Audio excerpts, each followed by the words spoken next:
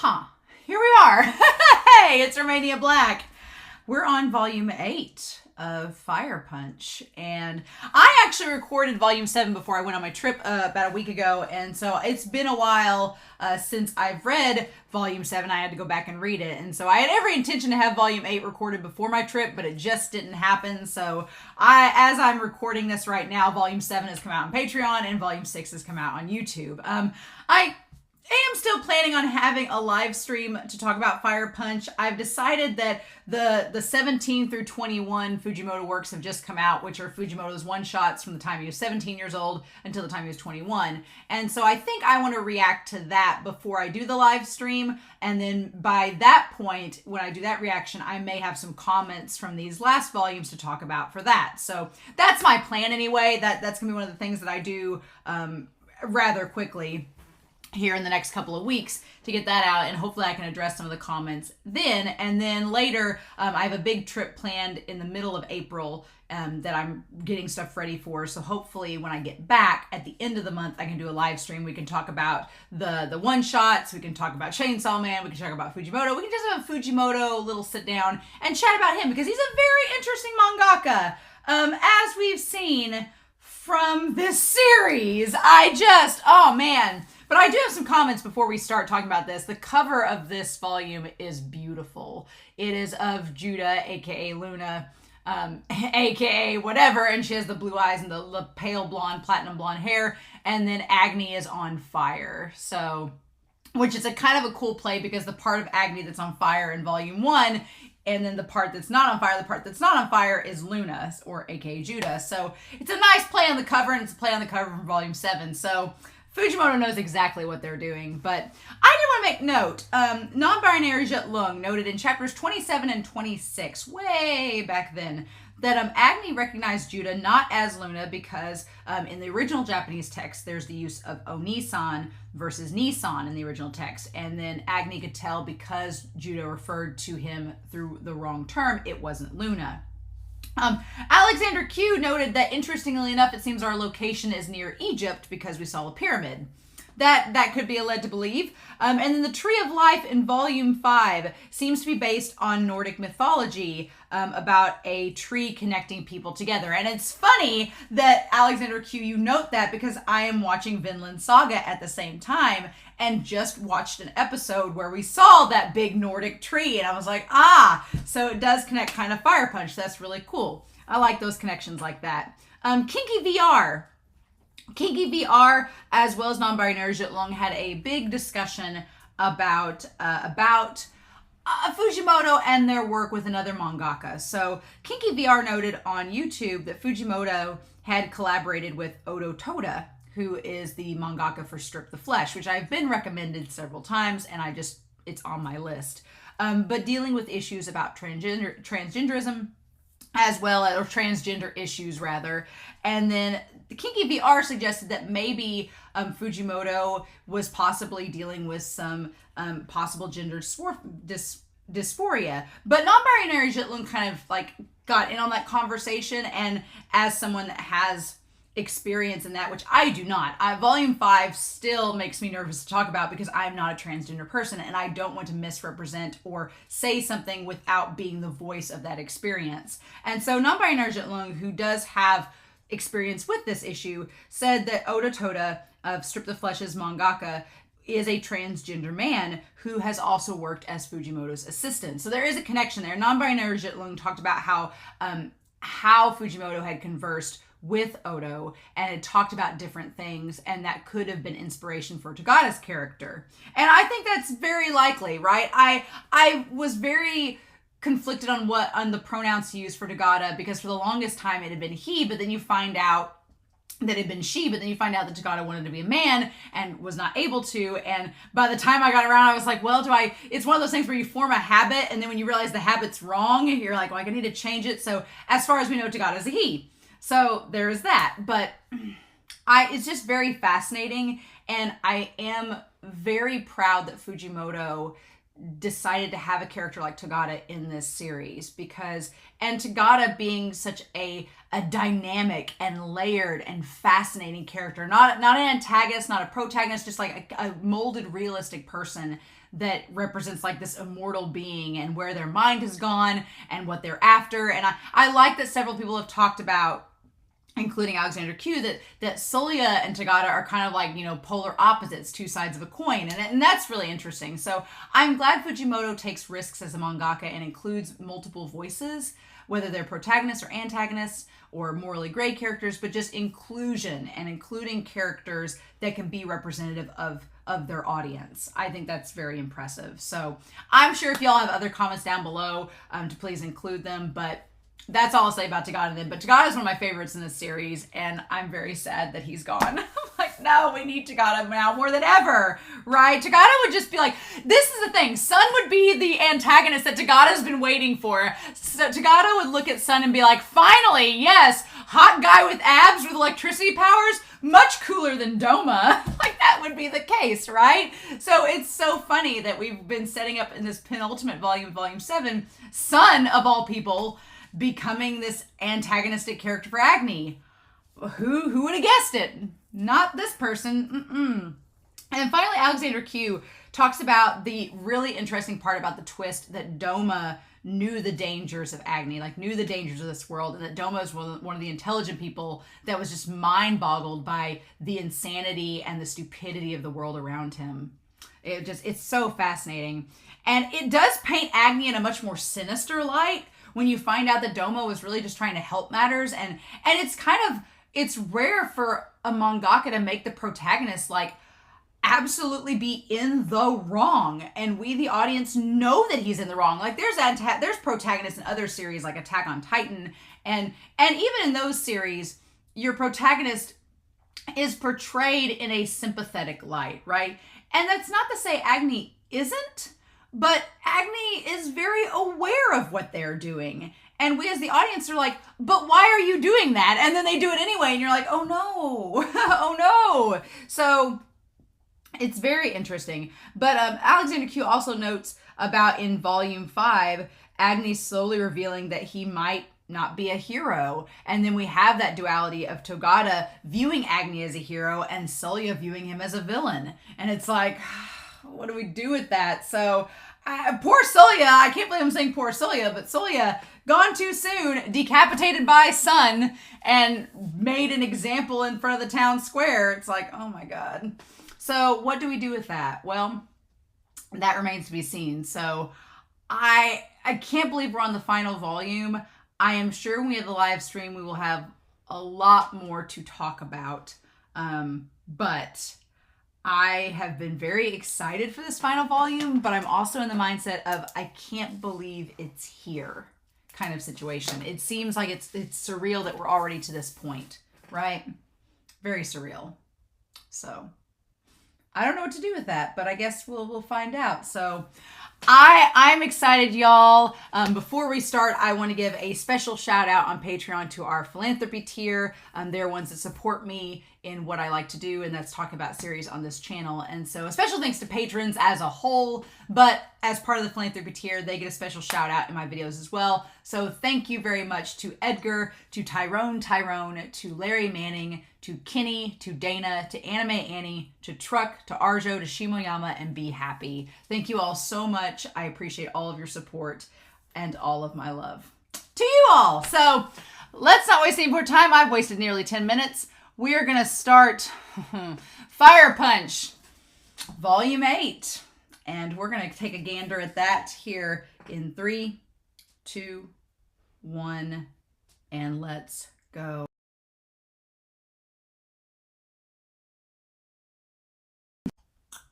Well,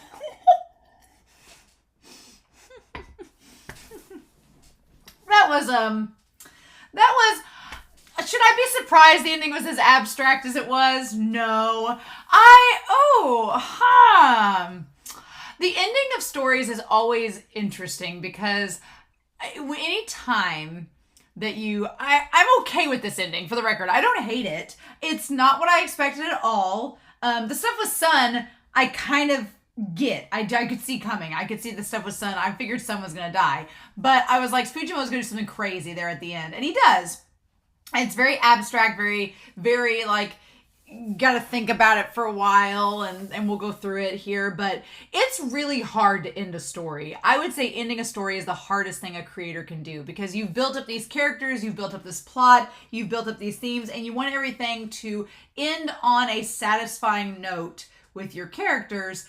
But then how do you end it? And especially a story like this, how do you end it? Like, oddly enough, they gave it a happy ending. I was like, I wasn't expecting the ending to be happy at all. And they somehow, Fujimoto managed to get a weirdly surreal happy ending. But all of his stories so far have had very trippy endings that have been kind of like bordering along the line of what's reality, what's not reality, what's inner thoughts versus what is literal, the figurative versus the literal. And so there's so much to think about. But there were things that happened in this volume that I expected, but things that happened that I was like, nope, didn't see it at all. And some really cool themes. The themes with Sun and Agni came out, and that was really, really neat. The ending with the sun and the moon, it almost ended cutesy. And I was like, this story started with cannibalism, near incest, and insane gore. And it ends with like this cute little hug. And I'm like, Fujimoto, you troll. How dare you? How dare you troll us for 8 volumes and it would be like, the sun and the moon. And it's like, no, dang it. Yeah, it just has that happy ending. But I feel like Togata would be like, okay, well, you got to have a happy ending. You can't end on a bad note. You can't make the audience feel bad at the end, right? No, have to have some kind of spark of optimism and hopefulness there at the end, right?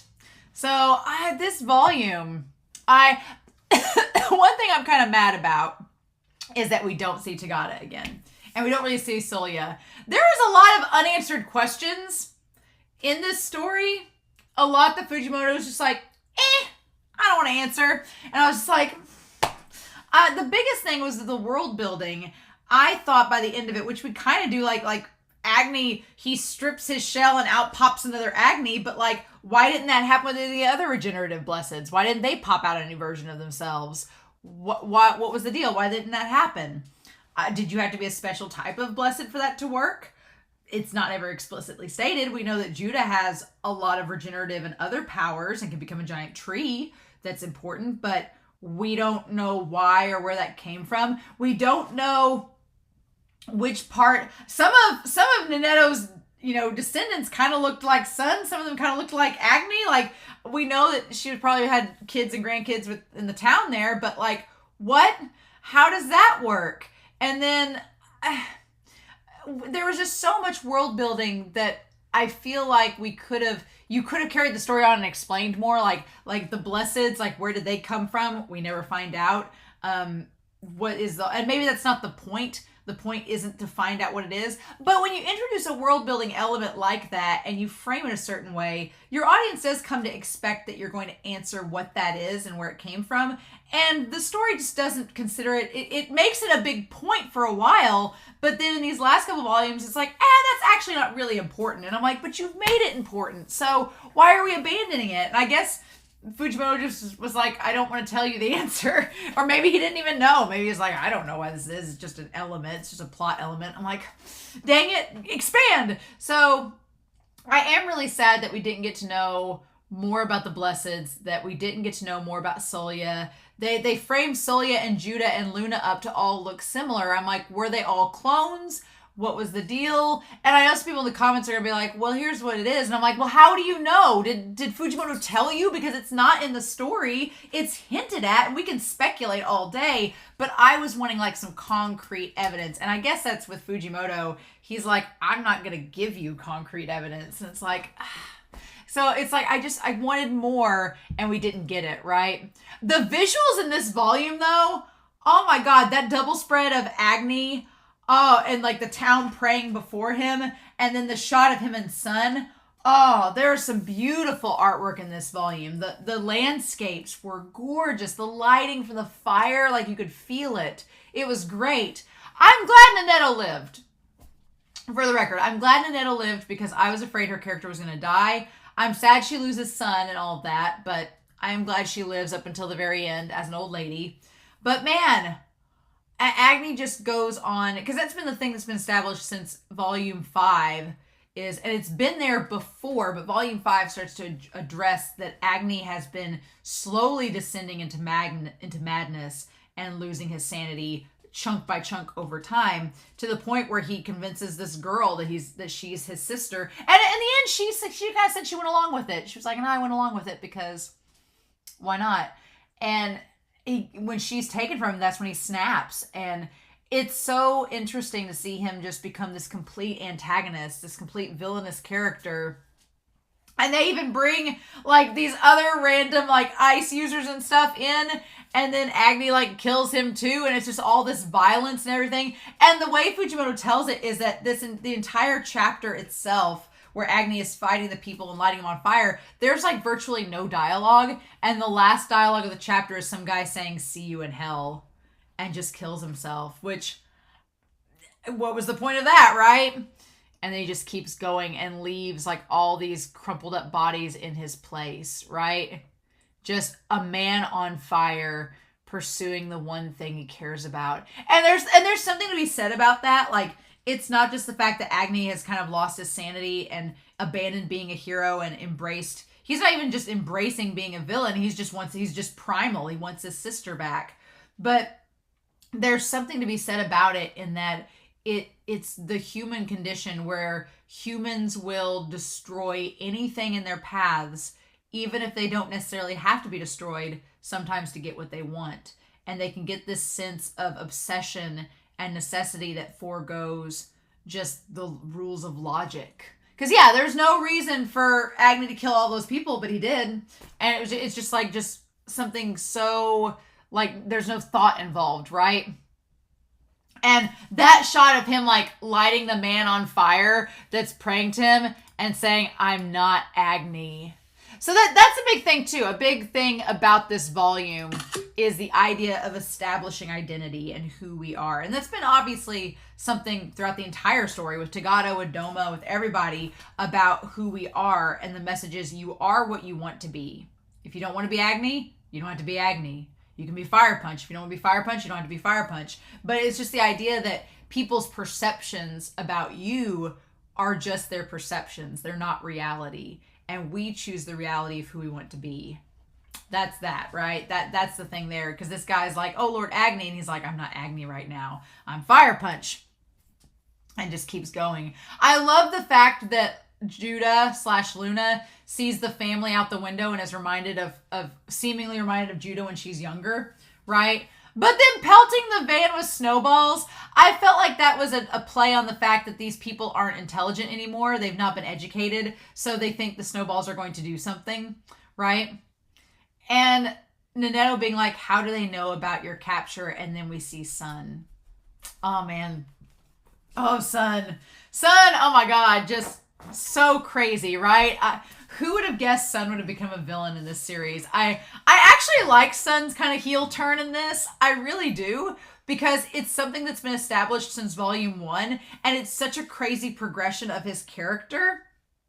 But it doesn't feel like it's out of left field. It feels like it has naturally progressed to this point, right? That Sun started out as this helpless individual who crafted this narrative about Agni to get by and survive in these hellish circumstances. And then throughout the years, that creation of Agni that he formed in his mind became something other people believed in, and it gave other people hope and inspiration, and it became something that kind of took on a life of its own, and he got caught all up in that lie and made it something that was connected to his own identity. So it's something that's been set up from the very beginning, and we see it all fully realized in this volume, in the last volume, and it's really cool. I said in the last volume, he was like, if Armin from Attack on Titan became a heel, yeah, kind of. But there's a lot of Eren Yeager in Sun in his character, and it's fascinating. It's like, okay. But then there's in that whole upbringing of starting out from the beginning and evolving as a character, Sun is a lot like Eren Yeager in that sense. And they both get to a point where they believe what they want to believe. And we'll talk about that more. There's a line he said there that I was like, oh, that's Attack on Titan. Absolutely. But It's like the masses are convinced that whatever Sun says is the truth. And Nanetto's trying to be like rational in all this. Nanetto's like, well, but wait, if we burn Judah, if we just burn people, we're eventually going to run out of food. And she tries to explain that Agni is not a god, he's just an ordinary, pitiful man. And God, the moment Sun says, not you too, Nanetto, I was like, and then he brings the heads of Solia and the other guy and lays them at her feet. And the thing that's crazy about this is that Nanetto offers up an explanation that we, the audience, have connected with this entire series. But then Sun says, well, if he's just an ordinary man, then how is he able to survive on fire? Like, why isn't he burning up the oxygen? Like, what is this? It felt like there's so much gaslighting in this scene. It felt like that scene in It's Always Sunny in Philadelphia where the one character tries to convince the others about creationism, and he just like uses this reverse psychology to make them question their own decision making, and they're like, well, and he's like, see? That's exactly how this felt like, right? And Nanetto loves Sun. Like, we find out Nanetto loves him. Even when he's cuckoo for Cocoa Puffs. She loves him. But his whole point is like the idea of there is no big capital T truths. It's all these little lowercase t truths that we create for ourselves. He's like, you said you could explain everything. So how does this work? Why isn't the ground on fire when he walks on it? And Nanetto's like, I don't know. And he's like, it's a miracle. Like that shot of Sun where he's like looking up and his hair's flying in the wind. Oh, it's so good, Fujimoto. It's so good. And then he tells the story of how he met Agni and why he believes in him. And just his eyes sparkling. And then that's when they see him. And I love that he questions, like, if Lord Agni's a pitiful human, let's see if you survive the flames too. And Luna tries to get him to stop. And she's like, I'll become a tree. And Nanetto said, if I do that, everyone will be saved. And Sun almost seems to like mock her. And then she starts to create the tree out of the piece of wood that he's holding. And I love when he just like grabs her and like lifts her up into the air.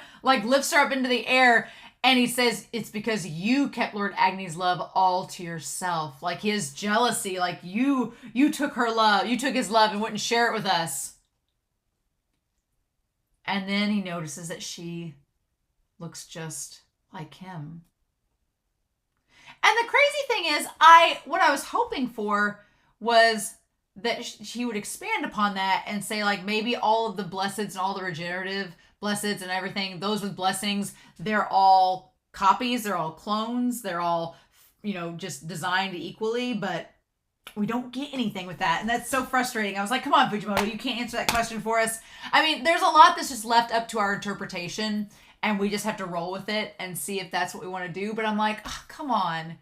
And it could be, too, that her desperation and her hanging on reminds him of himself, like when he was in the same boat. Like, it's not necessarily that they look like siblings or look similar, but that she reminds him of himself in that moment and how dedicated he is. And that's when he sees Fire Punch, like with his eyes, like the eyes, the way Fujimoto draws them, and he just drops her. Oh my gosh, it's great. It's great. And then, yeah, Sun has like the shininess in his eyes, and like he's standing on his false leg. He's standing on his fake legs, like reaching towards him. Oh, it's great. It's so damn good. Yeah, it's so good. And then that shot of Sun standing up and watching Agni come towards him. Mm-hmm. And then Agni walking past him, but with like the two bodies, one in each hand, and he's completely on fire, and Luna's like, what the hell? And then Sun's like, who are you?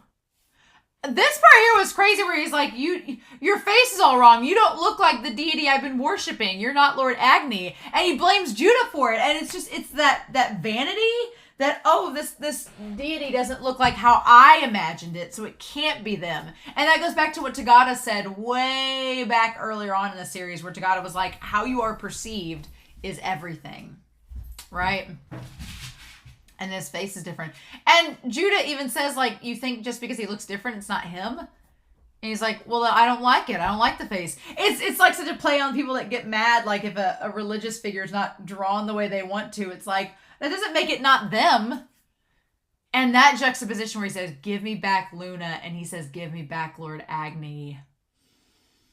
I love that page where it's like, he just wants his sister and his love back, and Sun wants the savior that he's fabricated back to like prove everything. And just using the fight that breaks out at this point, when I saw the fight in this volume, I was like, okay, you could see this adapted in anime and it would be really, really badass. Because like Fujimoto draws like the houses getting blown away. I get a very Chainsaw Man vibe of when we see the house in Chainsaw Man get blown away. This is kind of reminiscent of that, right? And then him just like floating above Agni, knocking out the house. It's crazy. And him saying, I'll smash that face and return you to how you were. Oh my gosh. Like just everyone's dying around him and he doesn't care. The real Lord Agni would never do such cruel things. And that is the thing. As far as Sun was concerned, Agni was not the type of person that would hurt someone like that. But this Agni is not the same one from 10 years ago that saved you and did all that. That was when Togata was around. It was a different time, right? He says, the Lord Agni I know is a hero and a god, and answers help whenever he's called. And he just has this hero worship for Agni that's not founded in true reality. It's just everything it's the perspective he's had in his head. And he keeps saying that Agni has the face of a villain. And then Agni remembers Luna, and that's the reason he keeps going. And that face of Sun in the middle on page 95, it looks so pitiful. It's so pitiful. But he keeps hearing the words live, right? And the thing about it is that I love when he like falls down and Sun looks at him, his face turns back to normal. And all Agni can think of is he's like, I was supposed to kill someone. And it just, he runs through Doma, he runs through the Ice Witch, he runs through Judah, he runs through Fire Punch. And Sun's like, you can't kill Fire Punch, that's you. And then Agni recognizes Sun and how big he's gotten. But the thing that's so crazy is that he says, you better not just be acting. He's like, acting. And that's when he like just completely like evaporates, right? Don't be acting. Like this needs to be real, right? And the insane thing is that Sun in his insanity thinks that it was a trial, that Agni dying was a trial he had to pass, and now he just went all in on the Kool-Aid, right? Thinking that Agni would come back. And what I love is that Agni, he sees all the images of Judah, of Luna, the one person he cares about, and that sparks him. And that line where he says, I want to live. And you have Sun reaching up into the heavens for Agni to descend down upon him, and he was below him the whole time. And that I want to live. Like at that point, Agni has spent this entire series wondering why he's still alive. Why does he keep coming back? Why do people tell him to live? What's the deal? And he finally realizes that it's not the fact that Togata and the others have told him to live that keeps him going. It's his own willpower and his own will to live. That's the only reason that it's working. That's why he keeps coming back. And man, Sun lighting on fire. It's like he asked Agni to save him, but I'm like, at that point, there's no saving him. And then he's like, you're the hero, remember? And that's when he's like, who? And just that, oh God, that shot of Sun just burning alive and saying Agni. It's so crazy. And then he hallucinates and sees Luna, right? He hallucinates and sees her hugging him. And then he keeps saying that he has to kill someone and asks if it's her. And I love when she takes her hand and wipes the flames away from his eyes and gives him the kiss and says, you're not an Avenger or Fire Punch or a god or a hero. And you're not my brother like I made you think that you were. You don't have to kill anyone. Just be who you want to be. That's my wish. And then, that look on his face when he like has like the flames gone from the one side and it's just her telling him to live again. And then, yeah, his face blows up and I was like, what the hell? But then we find out it's a shell, and out from the shell comes a brand new Agni and her. But it's not like buff and super like ripped like it was before. It's totally different. It's just like a rebirth. So at that point, I'm like, well, does that mean that they were all just like clones and they just regenerated themselves? But we don't get a proper explanation of it. I mean, it's very much a, you know, cocoon phoenix sort of resurrection metaphor, but it's like, Fujimoto, I wanted more explanation.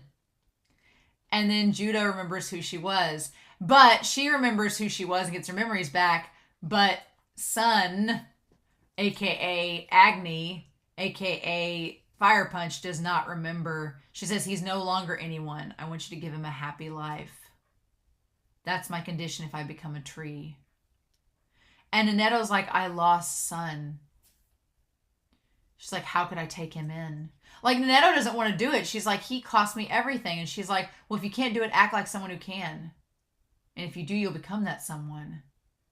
And she talks about all the roles that she's played and says people become who they want to be. And we see like Agni just sitting there just like, just smiling like a little innocent kid.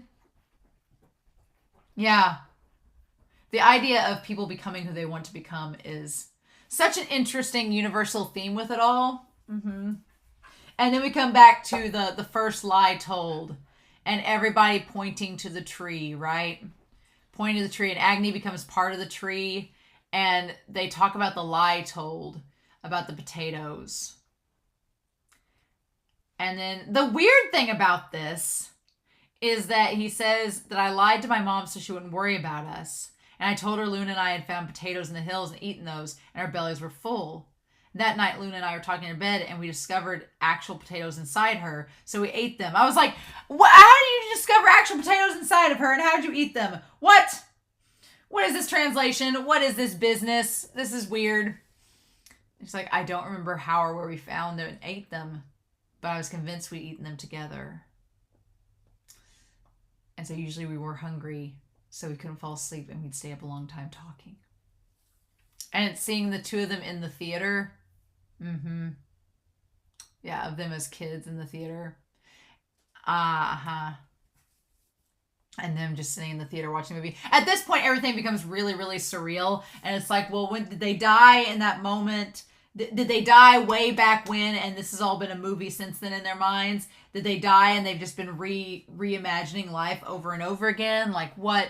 Because then 80 years pass and he's in this theater that Nanetto built for him, but there's no movie playing because Nanetto doesn't know how that works. And so, yeah, they go out where the tree is and they find all the wheat and everything's fine. And they go to this hospital where it says the founder is there and that son. And then all the kids and grandkids are around Nanetto. He calls her sister and she's renamed him son. And yeah, you see all the family members and they all have the same eyes and the same mouth, just like her. So if that was 80 years ago, then she's like over 100. And he's not aged at all. Mm-hmm. And so then she dies. And he doesn't ever find out who he was before then. But this one woman who's like one of the officers there gives him this pill as they're staring at the tree. And at this point, it gets a bit nihilistic. And it hits a little too close to home when they talk about how like this great war is breaking out and that people are going to destroy each other and there's going to be this awful stuff passed and you should probably just kill yourself so you don't have to live through it forever. There's going to be all those poisonous gases and stuff. At that point, I'm like, this is hitting a little too close to home. I was like, Fujimoto, this is really scary. And it's kind of not good. But sure. But the question is, did he take the pill or not? Because she says that eventually the crops and everything where Judah's tree is, they're growing less and less each year. So this is only temporary. Eventually, eventually it's all going to fade. And then she gives him the movie and he watches it. And the funny thing about it is this whole time it was in black and white and there was no sound. No sound that whole movie. I was like, oh, black and white film. Togata, how could you? And he's like, the burning man seemed to be the main character because the movie was focused entirely on him. It was gruesome and I didn't get the point. But the man kept burning throughout the duration of the movie. And it's just like Sun connects to him. And without realizing it, I found my hand was clenched into a fist. Like he connected with himself in that moment, right? He found something in the movie that he resonated with. Something in the movie that he resonated with, and that was that. And so then it gets super abstract because we have centuries later and the tree has been going out and sucking the life from the other planets, right? And Luna's stuck in there with nothing to do. And it's just a dry vacuum. And she says that she's been warming the earth for the sake of a single man and draining other planets because I wish for his happiness. And she's like, I only remember my role, but I forget everything else. And the sad thing is, we know that I was sad because I'm like, he's going to kill himself and you won't even know it. You keep on sucking energy out of all the other planets to fire a planet that you don't even have any connection to. And then we see like the tree and stuff expand like a millennia later. And it's very, again, Attack on Titan, very much so. And she's like, I'm so bored and I despair. And she's like, at this point, when I want to feel warm, I pray, and I pray to a man. And the cold abates whenever I pray to him. So it's kind of like the idea of religion losing its initial meaning over time, perhaps, and that people keep on doing it because it does give them a semblance of something, even if they've forgotten at this point what they're praying to or what the point is. It seems like it's just a jab at religion in that way, or just like we don't even know what we're praying to anymore because so much time has passed. And the saddest thing is that Luna starts to question like what her purpose is and why she was born. And the planet she grew out of has already smashed to pieces after thousands of years. And she doesn't even know if she had a part to play in it. It's so tragic. And she's like, this isn't so much the end of empty time as the beginning of new empty time. And then after thousands upon thousands of years, she finally, through her pain, in it looks like just this ball. It like looks like the start of a new world, of a new time, right? Where she's in pain and all alone. And that's when she finds Sun. And he comes to find her. And there's no word bubbles. He just grabs her hand and says, oh, you're a human, right? It's a miracle, a miracle. I've been floating around space all by myself for a long time. So he didn't take the pill. He didn't kill himself. He just floated till he found her. Supposedly. Maybe you could take it that way. And then they both cry, I'm Sun and you're Luna. And then they end up together again. After the two of us talked a little while, he fell asleep. Just like back in a little while after that, I fell asleep too. And they ended up together. And then there they are in the movie theater. Such an abstract. I mean, it ends on a positive note where it's like, okay, they're going to restart the world, maybe restart time and space. Maybe it's just a whole new regenerative thing starting from scratch. Or maybe they'll just float through space forever together, the two of them. I feel like there was so much more that could have been done with Sun and with that fight and with all that. They set so much up in Volume 7, and there's a part of me that gets greedy that would have liked there to be like more of the lore and more explanation and more to do afterwards. But then it's like, Fujimoto's like, what else do you want? Like, this story is messed up from start to finish. So I feel like there could have been much more. The ending feels just kind of like, eh. And I was expecting something much bigger to happen. And it was a big ending, but very, very abstract, very surreal. And I like that about it, but I feel like there could have been more. I'll use Neon Genesis as an example. Neon Genesis goes into some weird abstract places, but I feel like it took its time and built up the characters and everything enough that when it went to that crazy weird abstract point, you were like, well, at this point it feels justified. And here it felt justified, but I think it needed some more before the push. I think it went into abstract mode and deep concepts a little too quickly.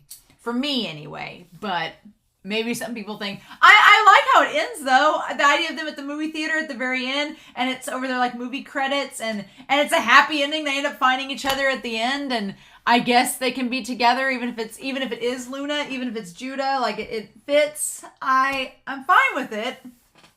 Seems like it works. But yeah, that's so... I feel like I need to sit on this volume and think about it for a while, which is probably good. We're waiting for the live stream. So I am going to review, the 17 through 21 Fujimoto story here in a few weeks. I'm going to wait until I get comments back from Patreon as well as YouTube on this volume. And then we'll talk about it then. But I do want to go through that 17 through 21, and I can address those comments maybe in that video, and then after that, at the end of April, I would like to have a live stream where we talk about this and Chainsaw Man and other Fujimoto stuff, because I liked it a lot. It didn't end on the strongest note that I felt it could, but it's hard to end any series. It really is, because you have I didn't have any expectations with this series, because it was like every week's been like, what am I gonna get? And I feel like it ends. It's safe. That's what it is. It's safe. This has a safe ending. It's abstract enough that you go, but then it's kind of happy, but it's ambiguous. It's a safe ending. This could have ended horrifically, tragically, gruesome, or ended up being this big old giant thing. But Fujimoto decides to just kind of like coast to the end. He's like surfing Pikachu, and he just like rides that wave. And I don't blame him. It's hard to end a story and be satisfying. So I'm fine with the ending, but it does feel like he played it a little safe, just to be okay. So I'm very curious to know your thoughts down below of what you think of this volume, and I'm very excited to read the 17 through 21 short stories. We'll do that in a couple weeks, and I'm very excited to talk to you all about this, as well as Chainsaw Man and the other Fujimoto stories in the live stream. I'll have a community post about it, and I'll have it on Patreon when it gets close. So, and if you're a patron, then I'm going to ask y'all for specific questions if you want to ask me, and those I will definitely answer in the live stream when we get to it. So I'm glad I read Fire Punch, and I feel like I need to process it a little more. So I'm excited to hear your thoughts down below, but I hope you all have a wonderful week. Please stay safe, take care, and yeah, I'll be back very soon with more discussion about Fujimoto and Fire Punch.